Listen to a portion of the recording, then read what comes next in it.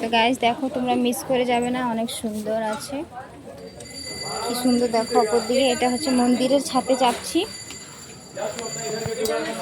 তো এটা আমরা মন্দিরের ছাদে যাচ্ছি। দেখো কি সুন্দর, মানে মন্দিরে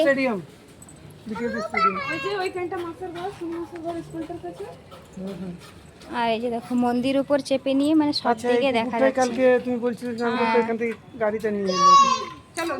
আর ওই যে দেখো এটা হচ্ছে পুকুর, ওইদিকে একটা পুকুর,